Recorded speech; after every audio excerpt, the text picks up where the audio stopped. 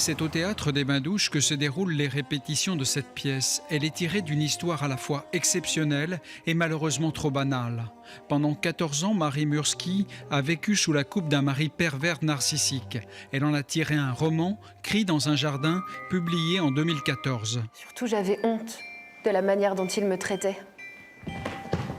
Et je refusais que quiconque le sache. Ce livre est actuellement adapté au théâtre. Pour la première fois, les mots de Marie sont dits et joués sur scène.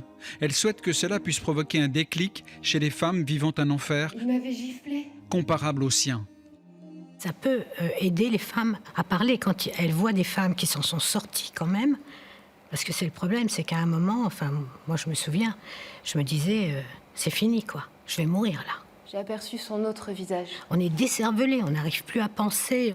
J'ai vu, pendant quelques secondes, la violence. Vous savez, quand on voit qu'une autre femme a vécu ce que vous vivez, tout change. D'abord, vous n'êtes plus seul, et puis vous vous dites, pourquoi pas moi, puisqu'elle s'en est sortie, elle a réussi, par quel biais, etc.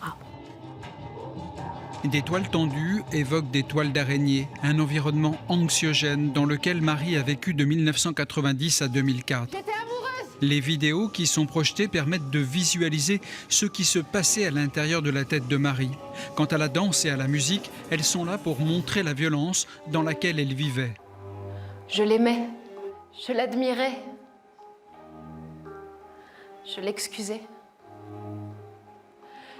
Et puis je me sentais responsable de ses colères.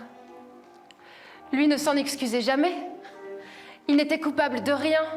Une compagnie euroise, la Troupe des Trois Gros, réalise cette adaptation. Pour son metteur en scène, il a fallu bien connaître Marie Murski pour y parvenir. C'est très difficile de rentrer dans cette histoire quand on n'a pas vécu ce qu'elle a vécu. On a du mal à comprendre pourquoi elle n'est pas partie, pourquoi cette personne s'en va pas alors qu'elle peut partir. Où aller? Je n'avais plus d'amis. Donc j'ai eu besoin d'aller un peu plus loin dans son vécu d'enfant, d'adolescente, pour pouvoir commencer à comprendre un peu le processus. D'où ça vient aussi, voilà, c'est ça. La pièce devrait être présentée dans son intégralité le 14 novembre à Conchamnouche. Son avenir dépendra ensuite de l'accueil qu'elle aura reçu de la part des professionnels. Je faisais un jardin pour lui et pour lui seul.